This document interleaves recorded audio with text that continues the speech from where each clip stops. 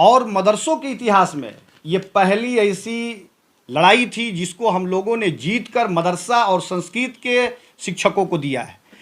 विभाग ने लेटर जारी किया, सारे असातिज़ा खुश हो गए कि चलो भाई अब तो मामला ट्रैक पर आ गया। तकरीबन इसमें 10 साल लगे, 2013 से लेकर चल रहा है। 10 साल के बाद ये आज असातिज़ा को ये खुशी मिली है।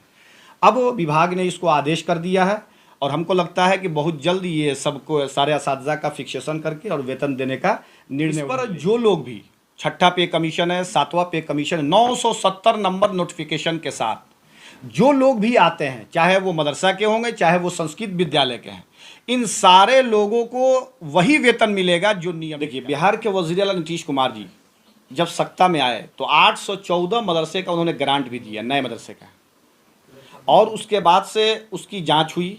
609 मदरसा है, 205 मदरसा है, उसकी भी जांच हुई। डॉक्टर एस डी प्रसाद, होम्योपैथिक द्वारा 40 सालों से असाध्य रोगों का सफल इलाज का अनुभव। कैंसर, लिवर, सिरोसिस, पैरालिसिस आदि समस्याओं के लिए आज ही मिले डॉक्टर एस डी प्रसाद। पतिभरा आरजीडी मेमोरियल हॉस्पिटल, खुरमाबाद, ग्रामीण बैंक तकिया के पास।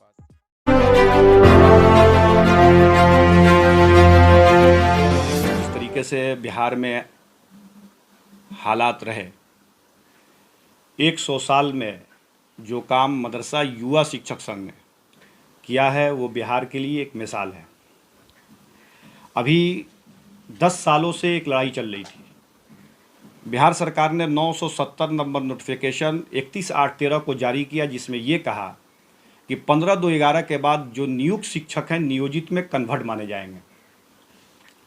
इस मामले को लेकर ऑल मदरसा युवा शिक्षक संघ ने CWJC 985/2015 माननीय न्यायालय के पास हम लोग पहुँचे और हम लोगों को इंसाफ मिला, जिसके लिए माननीय न्यायालय का हम शुक्रिया अदा करते हैं। साथ ही साथ उन अमला का जिन लोगों ने 18 तारीख को 18/7/2023 को लेटर जारी कर इन शिक्षकों के वेतन निर्धारण और एरियर के लिए आदेश किया, उनका भी मैं शुक्रिया अदा करता हूँ। साथ ही बिहार के वज़ीर आला नीतीश कुमार जी का भी मैं शुक्रिया अदा करता हूँ अपने संघ के जानिब से और तमाम असातिज़ा की तरफ से। ये मदरसे के इतिहास में बहुत बड़ी लड़ाई है। 100 साल में आज तक किसी मदरसे के शिक्षक या संघ या तंजीम ने कोई वैसी लड़ाई नहीं लड़ी जिससे मदारिस के असातिज़ा को फ़ायदा हो सके। बिहार के अंदर 1128 मदरसे हैं, 531 संस्कृत विद्यालय हैं। दोनों का मामला हाई कोर्ट से लेकर सुप्रीम कोर्ट तक पहुंचा। सुप्रीम कोर्ट से फिर जब हाई कोर्ट में मैटर आया, उसके बाद से ऑर्डर हुआ। आज 1128 मदरसा है, 531 संस्कृत विद्यालय है। सबको जब इसका लाभ मिला है, इसलिए कि जब हम न्यायालय में होते हैं और अपनी बातों को न्यायालय में लेकर चले जाते हैं तो अब मेरा कोई राइट नहीं है कि हम सरकार से कहें कि आप हमको दीजिए। ये बहुत बड़ी लड़ाई थी। 100 साल में मदरसों को अक़लियती का दर्जा नहीं मिला, लेकिन हम लोग न्याय के साथ जितने लोग इसमें थे मदारिस के लोग, आप चंपारण से जब देखेंगे तो मौलाना मशकूर आज़म साहब जो हमारे यूनियन के महासचिव हैं, और पूर्वी चंपारण और पश्चिमी चंपारण जब आप पहुंचते हैं तो वहां देखते हैं आज़ाद साहब, उनका भी सहयोग रहा। भागलपुर से मास्टर नजमुल हुदा साहब, वो भी साथ रहे। दरभंगा से मौलाना इमाम हुसैन साहब, मास्टर हसनैन साहब। कटिहार से नकीबुल इस्लाम साहब, तनवीर साहब, आफ्ताब आलम साहब, साकिर हुसैन साहब। किशनगंज से मोहम्मद आलम साहब। सीतामढ़ी से मौलाना अताउल्लाह सल्फ़ी साहब, सैफुल्लाह राजी साहब।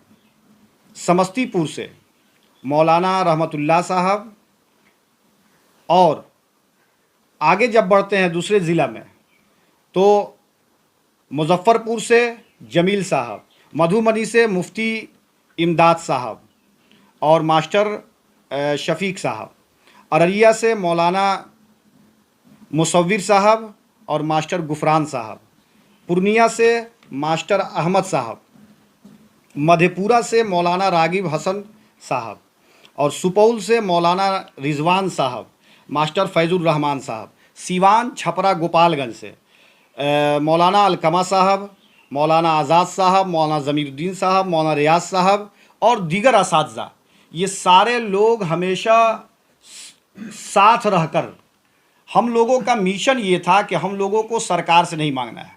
जिस तरीके से मदरसे के शिक्षकों के साथ अन्याय हुआ था, तो न्याय की मंदिर में जाकर हम लोगों ने न्याय हासिल किया है। और मदरसों के इतिहास में ये पहली ऐसी लड़ाई थी जिसको हम लोगों ने जीत कर मदरसा और संस्कृत के शिक्षकों को दिया है। विभाग ने लेटर जारी किया, सारे असातिज़ा खुश हो गए कि चलो भाई अब तो मामला ट्रैक पर आ गया। तकरीबन इसमें 10 साल लगे, 2013 से लेकर 23 चल रहा है। 10 साल के बाद ये आज असातिज़ा को ये खुशी मिली है। अब विभाग ने इसको आदेश कर दिया है और हमको लगता है कि बहुत जल्द ये सबको, सारे असातिज़ा का फिक्सेशन करके और वेतन देने का निर्णय उन्होंने ले लिया है। रही बात मदरसों को लेकर, मदरसों को पूछता कौन था?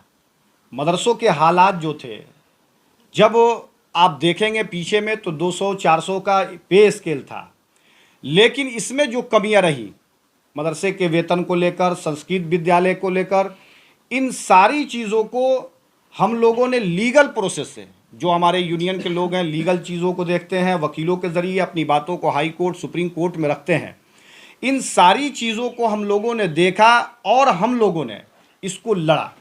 लड़ने के दरमियान 10 सालों में तकरीबन 5-7 बार विधानसभा में भी क्वेश्चन हुआ कि मदरसे में नियुक्त शिक्षक को नियोजित क्यों किया गया। ये सरकार की सबसे बड़ी नाइंसाफ़ी थी कि एक नियुक्त शिक्षक है जो कानूनन अपने वेतन पे आया हो, चाहे वो 1800 का हो चाहे वो 2800 का हो, लेकिन उसको नियोजित में कन्वर्ट कर दिया गया। बैक वक्त 31/8/13 को नोटिफिकेशन जारी होता है और वो भी नोटिफिकेशन 31/8/13 को जारी होता है और 15/2/11 के नियुक्त शिक्षक को नियोजित में कन्वर्ट किया जाता है। इस न्याय के लिए असातिज़ा ने धरना किया, न प्रदर्शन किया, बल्कि हम लोगों ने सोचा कि सबसे बेहतरीन तरीका ये है कि हमारा वो सेक्टर है कि न मौलवियों को कोई पूछने वाला है, न मदरसों की कोई बात करने वाला है। हम चलते हैं न्याय की मंदिर में। न्यायालय में हम पहुँचे, हमको इंसाफ मिला। इसके लिए भी हम सबका शुक्रिया भी अदा करते हैं और आप लोगों का भी शुक्रिया अदा करते हैं। जितने असातिज़ा हमारे साथ रहे पूरे बिहार के, सबका हम लोग शुक्रिया अदा करते हैं। आखिर में बस मैं आपसे यही गुजारिश करूंगा कि मदरसों के जो मामलात हैं, और माननीय मुख्यमंत्री से मैं अपील करूंगा कि ये जो चिट्ठी निकली है अभी, जिस पर वेतन निर्धारण होना है, इसमें भी कमियां रह गई हैं। इसलिए कि अगर एक चिट्ठी निकलती CWJC 985 के तहत, तो 531 संस्कृत विद्यालय और 1128 मदरसा, एक ही चिट्ठी में सबका मसला हल हो जाता। इसमें किसी तरह की कोई परेशानी नहीं आती। आगे भी अभी मामला, बहुत सारे ऐसे मामलात हैं जो मदरसे के शिक्षकों को नहीं मिला, जैसे इंक्रीमेंट है, पुराने लोगों का पेंशन है, और भी EPF के लाभ में भी भेदभाव किया गया है कि 15/2/11 के बाद जो बहाल है उनको दिया जाएगा, उससे पहले वालों को नहीं दिया गया। इन सारी चीज़ों पे हमारा संघ मुकम्मल इस पे काम कर रहा है। अगर सरकार नहीं देगी तो फिर हम लोग न्यायालय का दरवाज़ा खटखटाएंगे।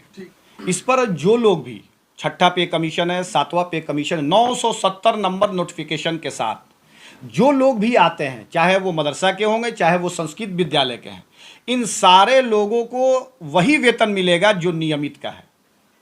इस लड़ाई में संस्कृत विद्यालयों के लोग भी थे आपके साथ? जी, मदरसा और संस्कृत दोनों थे, और दोनों एक साथ, जब भी नोटिफिकेशन होता है मदरसा और संस्कृत का तो एक साथ होता है। 531 संस्कृत विद्यालय होंगे और 1128 मदरसे होंगे। लेकिन इनको पूछता कौन था? 2005 से पहले मदरसा और संस्कृत विद्यालय को पूछता कौन था? आज भी लोग मदरसे को तरह तरह से नाम याद करते हैं, लेकिन जो बेनिफिट की बात आती है वहाँ कोई नहीं जाता है। 531 संस्कृत विद्यालय है, उसकी कोई बात करता है? आज तक आपने नहीं सुना होगा कि 531 संस्कृत विद्यालय को ग्रांट भी मिलता है। ये बहुत कम लोगों को मालूम होगा।